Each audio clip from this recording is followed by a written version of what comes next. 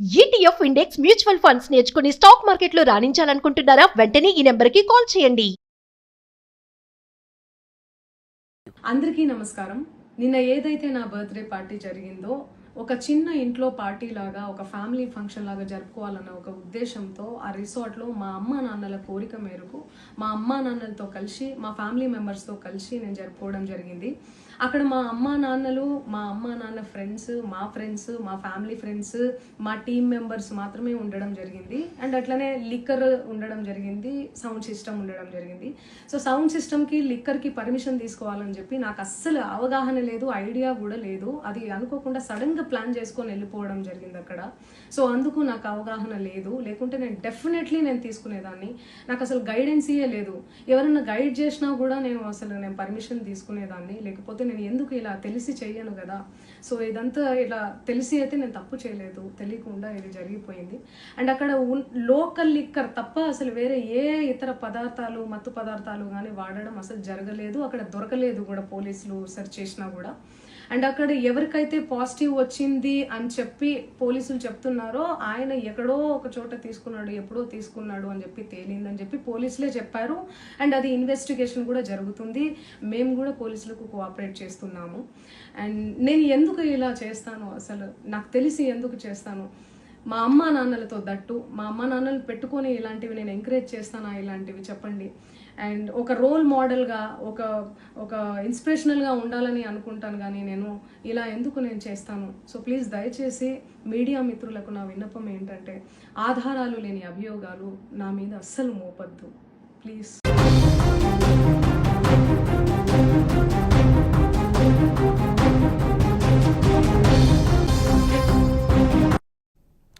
Dear celebrities, birthday party అనగానే ఎగేసుకొని వెళ్ళారా?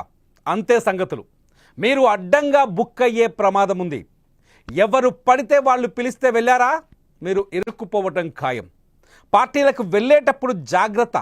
అక్కడ ఎవరైనా అసాంఘిక కార్యకలాపాలకు తెగబడితే దానికి మీరు కూడా శిక్ష అనుభవించాల్సి వస్తుంది. డ్రగ్స్, గంజాయి విచ్చలవిడిగా విస్తరిస్తున్న ఈ టైంలో కష్టపడి సంపాదించుకున్న మీ స్టేటస్కు సమస్యలు తెచ్చుకోవటం ఎందుకు? ఈ పనికిరాని పార్టీలను లైట్ తీసుకుంటే పోలా? మంగ్లీ బర్త్డే పార్టీపై పోలీసుల రైడింగ్ తర్వాత ఇప్పుడు సెలబ్రిటీల చుట్టూ జరుగుతున్న చర్చ ఇదే. హ్యాపీ బర్త్డేకి ఆహ్వానిస్తే గంజాయి తాగే బ్యాచ్ ఎంటర్ అయింది. మంగ్లీ మందు పోస్తుందని ఆశగా వచ్చిన సెలబ్రిటీలను కూడా ఇరుక్కుపోయేలా చేసింది. గంజాయికి మంగ్లీకి ఉన్న సంబంధం పోలీసులు తేల్చుతారు, కానీ గంజాయిని పార్టీలో తీసుకురావటం వల్ల మంగ్లీ బుక్ అయింది కదా. బీ కేర్ఫుల్ అంటున్నాయి తాజా పరిణామాలు. ఇంతకీ సెలబ్రిటీలు ఎటువంటి జాగ్రత్తలు తీసుకోవాలి? పనికిరాని పార్టీలకు మీరు ఎందుకు వెళ్ళటం, వెళ్ళి ఇరుక్కుపోవటం ఎందుకు? ఈ అంశాలన్నింటిపై మనతో చర్చించడానికి రిటైర్డ్ పోలీస్ ఆఫీసర్ రెడ్డన్న లైవ్లో ఉన్నారు. సార్ నమస్కారం. సార్ నమస్కారం అండి. సార్, మనకు విజువల్స్లో చూస్తున్నాం సార్, మంగ్లీ పార్టీ అంత పెద్ద హడావిడిగా కనిపిస్తోంది. మంచి మంచి సెలబ్రిటీలు కనిపిస్తున్నారు, ఫారిన్ లిక్కర్ కనిపిస్తుంది. కట్ చేస్తే పోలీసుల రైడింగ్ తర్వాత మనకు స్పష్టంగా తెలిసిపోతుంది అందులో ఒక 17 మంది వరకు ఈ గంజాయి, డ్రగ్స్ లాంటివి తీసుకున్నారని. వాళ్ళు రూఢీ కూడా అయినట్టుగా తెలుస్తుంది సార్. సో ఈ సెలబ్రిటీలకు మీరు ఏం చెప్పాలనుకుంటున్నారు సార్? ఫస్ట్ ఒకటండి, మనము ఏదైనా ఒక పార్టీనో ఇంకోటో జరిపేటప్పుడు మనం ఎవరిని ఆహ్వానించాము, వాళ్ళ అలవాట్లు ఏమిటి. ఇప్పుడు ఒకసారి బెంగళూరులో జరిగింది, ఇది 7-8 years బ్యాక్ జరిగింది. ఆ గ్లాస్ హౌసా, గ్లాస్ గార్డెన్, అక్కడ ఒక పార్టీ జరిగితే అక్కడ కొందరు తాగేసి వీరంగం సృష్టించి కత్తులు తీసుకొని పొడిచేదానికి పోయి పెద్ద గొడవ అయింది 8-10 ఏళ్ల క్రితం అనుకుంటా. సో మనం ఎప్పుడైనా ఒక పార్టీని ఆర్గనైజ్ చేస్తే దాన్ని మనం ఎవరిని పిలుస్తున్నామో, వాళ్ళ హ్యాబిట్స్ ఏమిటి అనేది కనుక్కోవాలి. అతి ముఖ్యంగా ఈ మధ్య కాలంలో ఏమైందంటే నార్కోటిక్ డ్రగ్స్ విపరీతంగా ఎవరు పడితే వాళ్ళు ఆడుతున్నారు. అందులో ఎవరు మంచి వాళ్ళు, ఎవరు చెడ్డ వాళ్ళు చెప్పలేం. మనం పబ్లిక్ పార్టీ కదా, మనం పిలిచిన తర్వాత వాళ్ళని నియంత్రించలేము, అది గుర్తుంచుకోవాలా. దాని బదులు మీరు పార్టీ ఇచ్చేట్టుగా ఉంటే ఇంట్లో ఇవ్వచ్చు, లేదు పబ్లిక్ ప్లేస్ కాబట్టి. ఇప్పుడు మీరు ఇంట్లో ఇచ్చి ఉంటే పోలీసులు మీ ఇంట్లోకి వచ్చేదానికి లేదు కదా, రారు కదా. మీ ఇంట్లో ఏదో చిన్న భోజనం పెడుతున్నారంటే పోలీసులు వచ్చి రైడ్ చేసే వ్యవహారం అంటూ ఉండదు. మీరు పబ్లిక్ ప్లేస్ లో పోయినారు, ఏదేదో రిసార్ట్, పోనీ మీరు ఏదైనా 500-600 మందిని పిలిచారంటే ఏళ్ల పైన లెక్కించుకునే మంది, డజన్ 1 డజనో 1.5 మందే ఉన్నారు. దానికి మీరు డీజేలు పెట్టి, ఇంకో విషయం ఏమంటే మీరు పార్టీకి పెట్టుతున్నారు అంటే అయ్యా ఆ పార్టీ నియమం ఏమిటి, నిబంధనలు ఏమిటి కనుక్కోవాలా. మీరు పబ్లిక్ ప్లేస్ లో మీరు లౌడ్ స్పీకరు, మ్యూజిక్, డీజేనో అరేంజ్ చేస్తున్నారంటే you are supposed to take permission. అదొకటి. ఎన్ని డిసిమెల్స్ వరకు మీరు సౌండ్ పెంచవచ్చు, అది అవసరం. ఇవన్నీ కనుక్కోకుండా ఎవరో చెప్పినారు నేనున్నాలే అన్ని చూసుకుంటాను అంటే మీరు ఉన్నారు అని వాళ్ళని నమ్మవచ్చు, తప్పులేదు. కానీ మీ ఎదుగుదలని గుర్తించి ఆహా ఇక్కడ నాతో ఉండి క్యారియర్ లో భోజనం పంచుకున్న వాళ్ళు ఇవాళ ఆ స్టేజ్కి వచ్చినారు, వీడిని ఎలాగైనా కాళ్ళు లాగాల అనే వాళ్ళ సంఖ్య మీరు ఎంత అనుకుంటారో అంతకు 10 రెట్లు ఎక్కువ ఉంటుంది. అసూయ పరులు. కాబట్టి వాళ్ళు ఎప్పుడైనా ఏమైనా మీకు చేయవచ్చు. ఇది గమనించాల. ప్రతి సెలబ్రేట్ గమనించాల. సార్ ఒక క్వశ్చన్ ఎందుకంటే అడగలను సార్, ఒక క్వశ్చన్ అడగలను.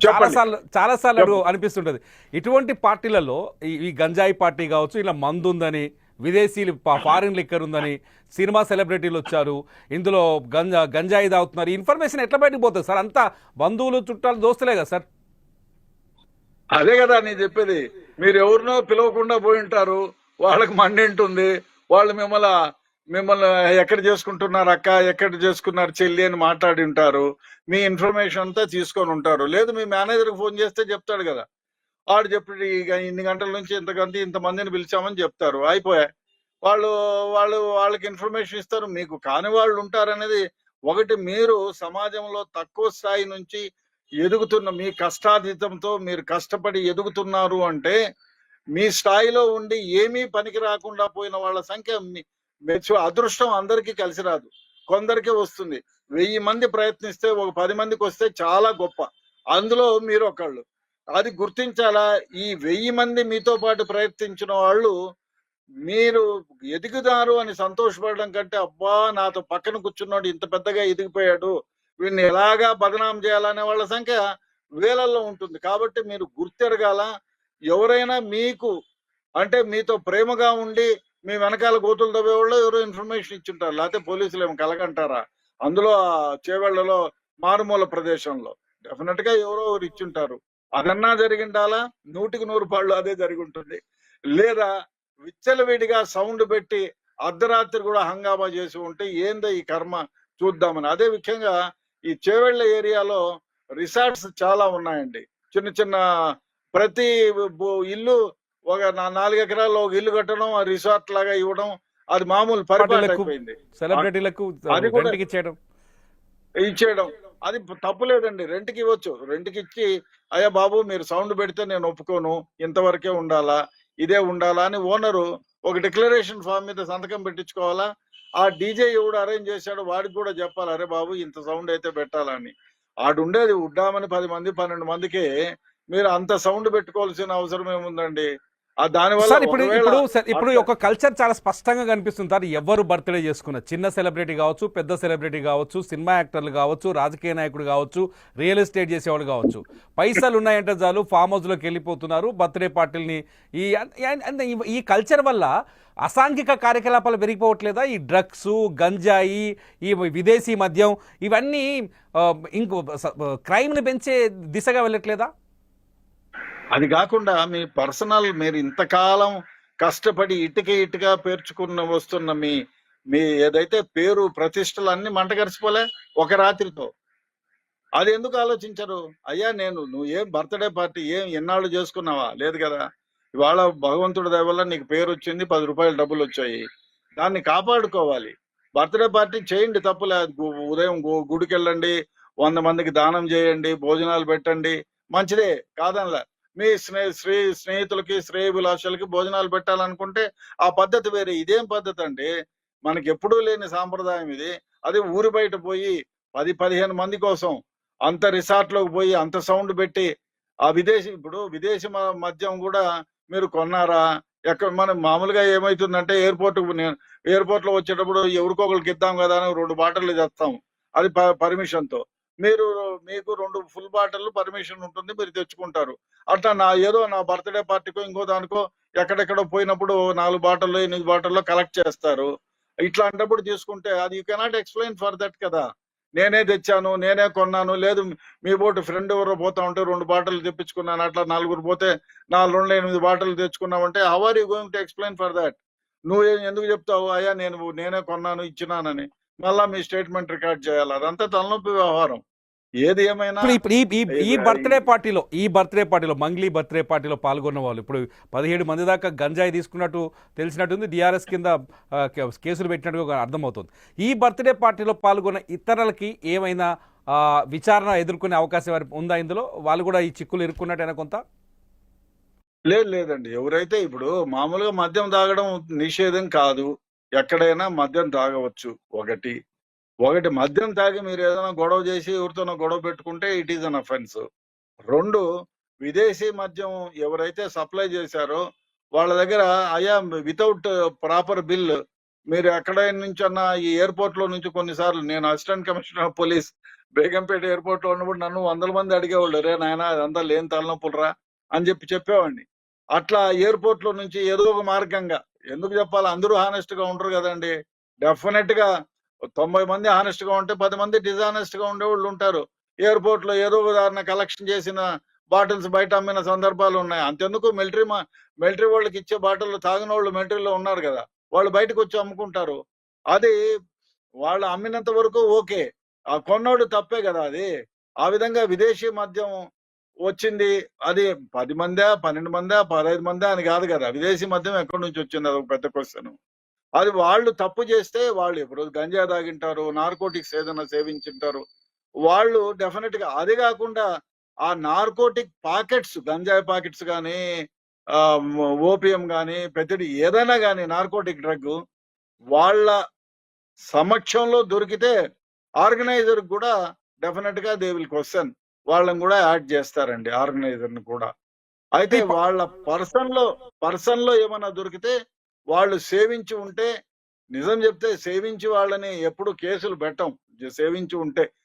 అన్లెస్ ఇప్పుడు నిన్న కాక మొన్న దాగింటారు, మీరు నార్కోటిక్ డ్రగ్ నిన్న తీసుకొని ఉంటారు, ఇప్పుడు బ్లడ్ చెక్ చేస్తే మీ బ్లడ్ లో ఉంటుంది, డెఫినెట్ గా ఉంటుంది. నేను నిన్న తాగినా ఇక్కడ తాగలేదండి, ఉత్త సారాయో బీరో బ్రాందీనో తాగానని చెప్తారు, అయినా మీ బ్లడ్ లో ఉంటుంది.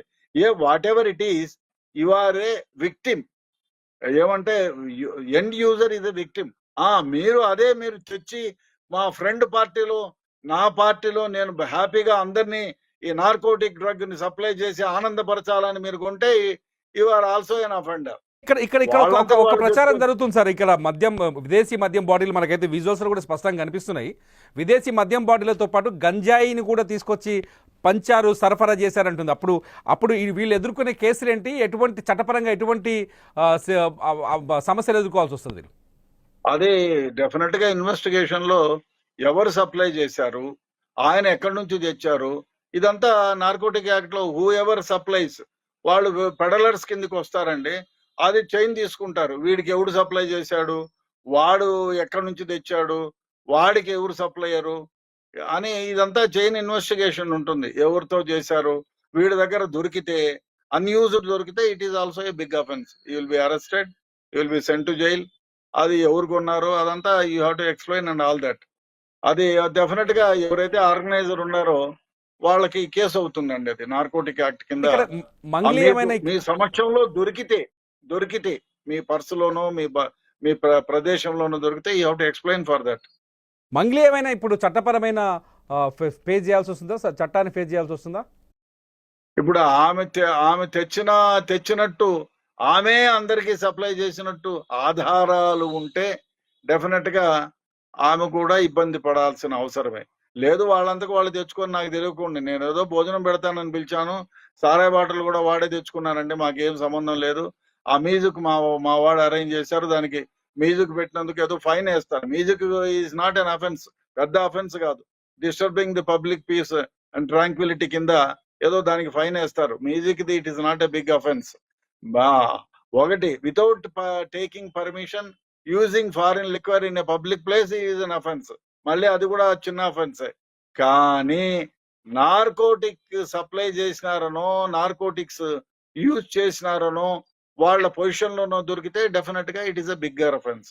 5 సంవత్సరాల నుంచి 10 సంవత్సరాలు, if you are in position of a narcotic drug 15 సంవత్సరాల నుంచి 20 సంవత్సరాలు కూడా జైలు శిక్ష పడవచ్చు. నార్కోటిక్ డ్రగ్ మీ దగ్గర ఉంది, మీరు పెడలరు అని ప్రూవ్ అవుతాయి. సార్ గతంలో మనం చాలా రేవు పార్టీలు చూసాం, రేవు పార్టీ లాంటివి జరిగినవి. ఈ రేవు పార్టీలకి వీటికి చాలా దగ్గరగా పెద్ద తేడా ఏం లేదు. ఒక రకంగా చెప్పాలంటే అందులో ఉండేటిదే ఇందులో కనిపిస్తుంది, కాకపోతే కొంత న్యూడిటీ ఉంటుంది రేవు పార్టీలో. ఇటువంటి పార్టీల పైన ఎటువంటి శిక్షలు ఉంటాయి సార్ ఒక పోలీసులు దొరికిపోతే? లేదా ఒకటి, ఇప్పుడు మామూలుగా బీరు పాడు తెచ్చుకొని తాగితే ఇప్పుడు బజార్లో కొనుక్కున్న బజార్లో దొరికే బీరు బ్రాందీలు విస్కీలు అది బిల్లుతో పాటు తెచ్చినవి ఉంటాయి, తాగుతారు. It is not a big offence తాగినాము, unless you commit a bigger offence. ఇప్పుడు మీరు పబ్లిక్ పార్టీ ఉంది, దానికి పర్మిషన్ తీసుకోలేదు కాబట్టి దానికి ఏదో ఫైన్ వేస్తారు, చిన్న కేసు పెడతారు. అదే నార్కోటిక్ మీ పొజిషన్ లో దొరికితే it is a big offence, మీకు కేసు పెడతారు, పెద్ద కేసులు పెడతారు, బెయిల్ రాదు, దానికంతా హెడ్ ఏక్ ఉంటుంది, పెద్దగా ఉంటుంది. ఇట్లాంటి చిన్నగా వాళ్ళంతకు వాళ్ళు బీర్లు తెచ్చుకున్నారు, విస్కీలు తెచ్చుకున్నారు, బజార్లో కొనుక్కున్నారు. ఇప్పుడు 10 మందికి కలిపి ఏమి తాగేవాళ్ళు క్వార్టర్ కూడా తాగినా కూడా అందులో తాగేవాళ్ళు ఉంటారు, తాగిన వాళ్ళు ఉంటారు. 4 ఫుల్ బాటిల్ అంటే ఎక్కువ, అది పెద్ద కేసు కాదు. అదే ఫారిన్ లిక్కరు 50 బాటిల్, నా 16 మందికి పోయి 50 బాటిల్ ఎందుకు ఉంటాయండి? ఉంటే 3-4 బాటిల్ ఉండొచ్చు, లేకపోతే 5 బాటిల్ ఉండొచ్చు. అది ముఖ్యంగా అది నేను ఒకటి నేను ఎయిర్పోర్ట్ లో వచ్చేటప్పుడు 48 మంది ఉన్నారా? 16 మంది వీళ్ళు దొరికారు. 45 మంది ఉన్నారు. 45 మంది ఉన్నారా? 48 గట్టిగానే కనిపిస్తున్నారు విజువల్స్ లో మనం చూడొచ్చు. ఓకే, నేనైతే చూడలేదండి, నాట్ ఫాలోడ్. ఏది ఏమైనా చిన్న స్టేజ్ నుంచి పైకి వచ్చింది ఆ అమ్మాయి, చాలా కష్టపడి, చాలా అనంతపూర్ జిల్లా నుంచి వచ్చి తిరుపతిలో చదువుకొని ఇక్కడ యాంకర్ గా పనిచేసి, నేను చాలా సందర్భాల్లో ఒక యాంకర్ గా పనిచేసేటప్పుడు కూడా అక్కడ చూశాను, 10 టీవీలోనో 6 టీవీలోనో ఎక్కడో చూశాను అమ్మాయిని. బాగా కష్టపడి పైకి వచ్చింది. కానీ ఇటువంటి కష్టపడి పైకి వచ్చి వృద్ధి చెందుతున్న తరుణంలో ఇటువంటిది దొరకడం నిజంగా బాధాకరం, ఇబ్బందికరమైన వ్యవహారం. ఆమె జీవితంలో కూడా ఇటువంటి, అదే ఆమెకే కాదు, మిగతా సెలబ్రిటీస్ ఎవరైతే ఉన్నారో వాళ్ళు దీన్ని చూసి గుణపాఠంగా నేర్చుకోవాలి. అయ్యా, మనం ఏదో భోజనానికి పిలిచినాం, వాళ్ళు ఎవడన్నా వస్తా ఒక 2 నార్కోటిక్ పాకెట్లు ఏదన్నా ఒకటి జోబులో పెట్టుకొని వచ్చి వాడు వాళ్ళ ఫ్రెండ్ తాగినే మనం పట్టుకున్నారంటే చెడ్డ పేరు మనకే కదా వస్తుంది. అది గమనించి ఉండాల్సిందే ఆమె. I don't know. అదే కాకుండా ఇంకోటి, 48 మంది ఉన్నారా 50 మంది ఉన్నారా అనేది కాదు, కానీ మీరు చేసే ప్రతి పని, మీరు ఇప్పుడు ముందు కాలం వేరే, మీరు 20 ఏళ్లకు ముందు పార్టీ ఇస్తే ఎవరికి తెలిసేది కాదు, ఇంతమంది సోషల్ మీడియా ఉండేది కాదు. మీకు ఎవరికి తెలియక ముందే సోషల్ మీడియాలో 100 ఛానల్స్ 100 రకాలుగా మీరు బజార్లోకి వస్తుంది. మీరు ఒక సెలబ్రిటీ అయి ఉంటే మీరు బజార్లోకి అడుగు పెట్టినారంటే మిమ్మల్ని 1000 కళ్ళు గమనిస్తూ ఉంటాయి అనేది మీరు గుర్తెరగాల, ఎనీ సెలబ్రిటీ. ఎందుకంటే మీరు సెలబ్రిటీ అంటే మన చేతిలో ఒక కెమెరా ఉంటుంది, వాడు ఒక న్యూస్ రిపోర్టర్ లాగా మీరు అనుకోవాలా. బజార్లో 1000 మంది ఉన్నారు మీ చుట్టూ అంటే 1000 మంది చేతుల్లో కెమెరాలు ఉంటాయి, 1000 మంది మిమ్మల్ని ఫోకస్ చేస్తారనే ఆలోచన ఎప్పుడు ఉండాలి మీ దగ్గర. అట్లాంటిది మీరు పార్టీకి పిలిచినారంటే మీరు ఎంత జాగ్రత్తగా ఉండాలా. ఏది ఏమైనా చాలా దురదృష్టకరం. ఇన్వెస్టిగేషన్ లో తేలుతుంది ఎంతమంది నార్కోటిక్ డ్రగ్ సేవించారు, ఎంతమంది దగ్గర దొరికింది, వాళ్ళకు సోర్స్ ఆఫ్ డ్రగ్ ఎక్కడి నుంచి వచ్చింది అనేది కూడా ఇన్వెస్టిగేషన్ లో తేలుతుంది. చూడాలి మరి, ఏమో. ఎఫ్ఐఆర్ నేను చూడలేదు, ఎఫ్ఐఆర్ ఉంది కానీ I did not look into it. Right sir, thank you very much మీ విలువైన టైంని సుమన్ టీవీ ప్రేక్షకుల కోసం కేటాయించినట్టు. ఇది మంగ్లీ చాలా కష్టపడి పైకొచ్చారు. మంగ్లీ తన పాటలంటే చాలామందికి ఇష్టం. మంగ్లీ పాట వింటే ఉర్రూతలోకిపోతారు. మంగ్లీ మాట్లాడినా అంతే స్వీట్గా అట్లా అంతే బాగుంటాయి. మంగ్లీ మాటలన్నా పాటలన్నా చాలా ఇష్టం. కింది స్థాయి నుంచి కష్టపడుతూ ఎదుగుతూ పైకొచ్చింది మంగ్లీ. అటువంటి మంగ్లీ ఊహించని విధంగా తన పుట్టినరోజు పార్టీలోనే ఇలా బద్నాం అవ్వడం, ఇలా దొరికిపోవడం, ఆఖరికి గంజాయి కూడా బర్త్డే పార్టీలో సరఫరా చేసినట్టు పోలీసులు తేల్చడం, మా విదేశీ మద్యం బాటిళ్లు దొరకడం, సెలబ్రిటీలు కుటుంబ సభ్యుల మధ్య కూడా గంజాయి ఉండటం అనేది నిజంగా మంగ్లీ వైపు వేలెత్తి చూపుతున్న అనేక ప్రశ్నలు కనిపిస్తున్నాయి. మరి మంగ్లీ వీటికి సమాధానం ఎలా చెబుతుంది? చట్టం ఎలాగో తన పని తాను చేసుకుపోతుంది. మంగ్లీ ఒక స్టేటస్ ఉన్న మంగ్లీ, సమాజం ముందు అందరితో మెలకుగా ఉండాల్సిన మంగ్లీ ఈ ప్రశ్నలకి ఎటువంటి సమాధానం చెప్తుంది? మీరేమనుకుంటున్నారు?